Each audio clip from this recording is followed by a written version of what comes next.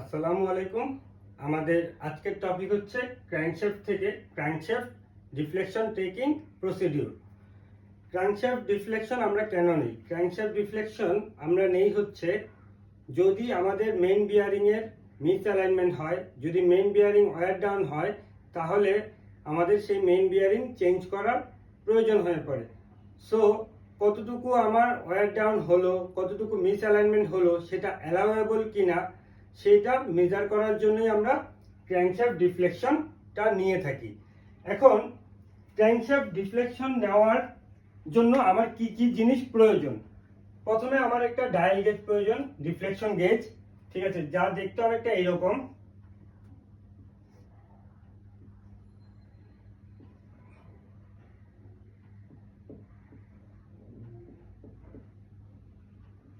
এরকম একটা deflection gauge, এবং যার হচ্ছে এই যে পয়েন্টারটা, যদি সে ক্লকওয়াইজ ঘুরে তাহলে সে নেগেটিভ ভ্যালু দিবে, যদি সে অ্যান্টি ক্লকওয়াইজ ঘুরে তাহলে সে পজিটিভ ভ্যালু দিবে। এই হচ্ছে আমার ইনস্ট্রুমেন্ট, যে আমার এই ডিফ্লেকশন গেজটা প্রয়োজন ডিফ্লেকশন নেওয়ার জন্য। অতঃপর আসি ডিফ্লেকশন নেওয়ার প্রসিডিউরের ব্যাপারে। সর্বপ্রথম আমাকে চিফ ইঞ্জিনিয়ার থেকে পারমিশন নিতে হবে, ইঞ্জিন বন্ধ করতে হবে, কুল ডাউন করতে হবে, পার্সোনাল প্রোটেক্টিভ ইকুইপমেন্ট নিতে হবে। সব কিছু করার পরে তারপরে গিয়ে হচ্ছে আমি ডিফ্লেকশনটা নিব। ডিফ্লেকশন নেওয়ার জন্য আমাকে ধরলাম আমার ইঞ্জিনের 6টা ইউনিট, ঠিক আছে, তো 1 2 3 4 5 6, এই 6টা ইউনিটে আলাদা আলাদা ভাবে আমি ডিফ্লেকশন নিব। ইঞ্জিন বন্ধ করার পরে টার্নিং গিয়ার এঙ্গেজ করলাম। টার্নিং গিয়ার এঙ্গেজ করার পরে আমরা হচ্ছে ক্র্যাঙ্কেস ডোর খুলবো, ভেন্টিলেশন করব, তারপরে হচ্ছে ডিফ্লেকশন নেব। ডিফ্লেকশন নেওয়ার জন্য আমরা যে গেজটা আছে সেই গেজটাকে একটা সুতা দিয়ে বা একটা রশি দিয়ে হচ্ছে হাতের সাথে বেঁধে নিব, যাতে সেটা না পড়ে যায়। তাহলে এখন আমরা দেখি যে ডিফ্লেকশন টেকিং প্রসিডিউরটা।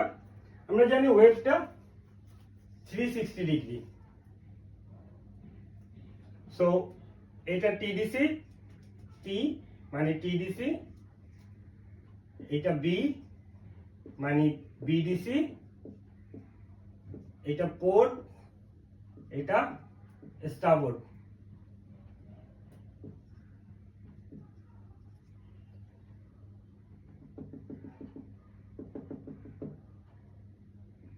এখানে হচ্ছে বিপি মানে বটম পোর্ট, যা হচ্ছে after 30 degree, BDC after 30 degree BDC.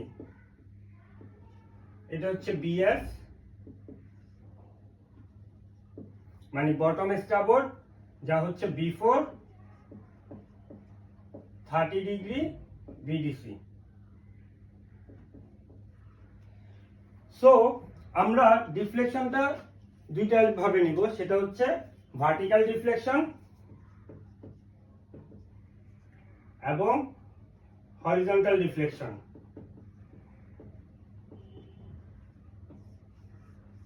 এখন আমি সর্বপ্রথম যে আমার ডিফ্লেকশন গেজটা আছে সেটাকে কোথায় সেট করব? আমি ধরলাম আমি নাম্বার 1 ইউনিটের ডিফ্লেকশন নিতে যাচ্ছি। সো নাম্বার 1 ইউনিটের আমি হচ্ছে প্রথমে পিস্টনটাকে বিডিসিতে আনবো। কোথায় আনবো? বিডিসিতে। বিডিসিতে আনার পরে তাকে আমি 30 ডিগ্রি আফটার বিডিসি নিব, অর্থাৎ বিপি পজিশনে আমি এটাকে আনবো। বিপি পজিশনে আনার পরে এইখানে হচ্ছে ক্র্যাঙ্ক ওয়েভের মধ্যে পাঞ্চ মার্ক দেওয়া আছে, সেইখানে আমি আমার সেই ডিফ্লেকশন গেজটাকে সেট করব বিপিতে। বিপিতে আমি যখন সেট করব, আমি মার্কিং পেলাম কত? ডিফ্লেকশন গজ থেকে 0। বিপিতে আমি পেলাম 0। এরপর আমি টার্নিং গিয়ারের সাহায্যে আস্তে আস্তে এটাকে পোর্ট পর্যন্ত নিলাম। পোর্টে আমি মার্কিং পেলাম 0.05। পোর্টে নেওয়ার পরে এরপরে আমি আবার টার্নিং গিয়ারের মাধ্যমে আমার পজিশনটাকে নিলাম কোথায়, টি তে, অর্থাৎ টিডিসি তে। টিডিসি তে আমি কত পেলাম, 0.08। এরপর আমি আবার তাকে টার্নিং গিয়ারের সাহায্যে নিয়ে আসলাম কোথায়, স্টারবোর্ডে। স্টারবোর্ডে আমি কত পেলাম, -0.1। এরপর আবার আমি টার্নিং গিয়ারের সাহায্যে ধীরে ধীরে তাকে আনলাম বিএস। বিএস মানে before 30 degree BDC. Before 30 degree BDC তে আনার পরে আমি মার্কিং পেলাম কোথায়, 0.08। এই পর্যন্ত আমার মার্কিং নেওয়া শেষ। এখন আমাকে ডিফ্লেকশন বের করতে হবে। আমি প্রথমেই বলেছিলাম ডিফ্লেকশন দুইটি, একটা ভার্টিক্যাল ডিফ্লেকশন আর একটা হরিজন্টাল ডিফ্লেকশন। ভার্টিক্যাল লম্বালম্বি ভাবে, অর্থাৎ আমাকে টিডিসি এবং বিডিসি ডিফ্লেকশন নিতে হবে। আমি টি এর মানটা ইতিমধ্যে জানি যে টি এর মানটা 0.08, কিন্তু আমি বি এর মানটা জানি না। তাহলে এই বিটা আমি বের করব কিভাবে? বিটা হচ্ছে এই বিপি এবং বিএস, এই দুটোর মান যোগ করে 2 দিয়ে ভাগ, অর্থাৎ বি ইকুয়ালস টু হচ্ছে BP plus BS divided by 2। অর্থাৎ এখান থেকে আমি এই দুটো মার্ক থেকে আমি কি পেলাম, বি এর মান পেলাম।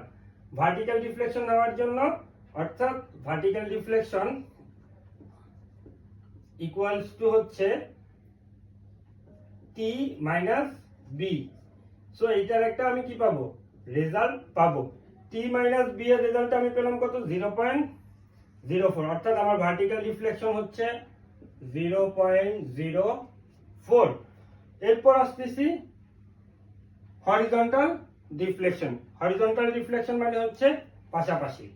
সো এই হরিজন্টালি ডিফ্লেকশনটা কত হলো, সেটা বের করবো আমরা port minus starboard, P minus S equal to horizontal deflection.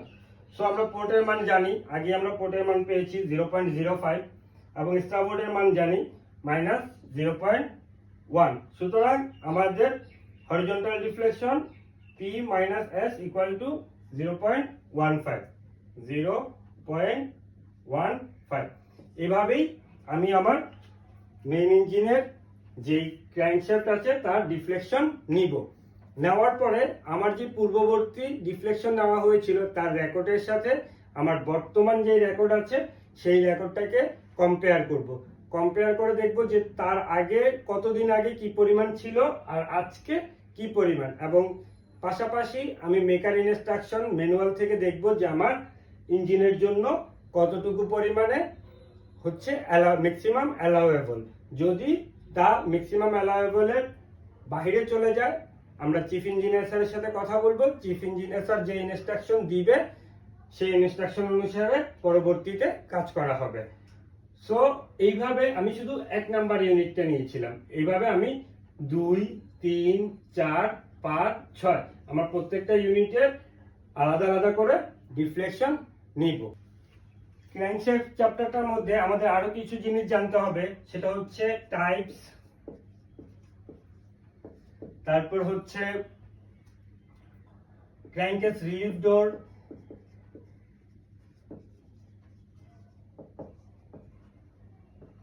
Oil miss detector,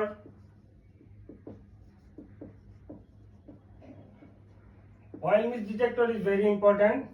এটা কিভাবে কাজ করে, প্রসিডিউরটা কি, ইনশাল্লাহ আমি নেক্সট ভিডিওতে এটা এক্সপ্লেন করার চেষ্টা করব। সো এই কিছু টপিকস যদি আমরা কমপ্লিট করতে পারি এবং আমাদের যে গাইডলাইন আছে ডিজি শিপিং এর সেটা যদি আমরা ফলো করতে পারি, ইনশাল্লাহ ক্র্যাঙ্কশ্যাফট থেকে যদি কোনো কোশ্চেন করা হয় MU3 এর জন্য আমরা তার সফলভাবে অ্যান্সার দিতে পারবো। ধন্যবাদ সবাইকে। আসসালামু আলাইকুম।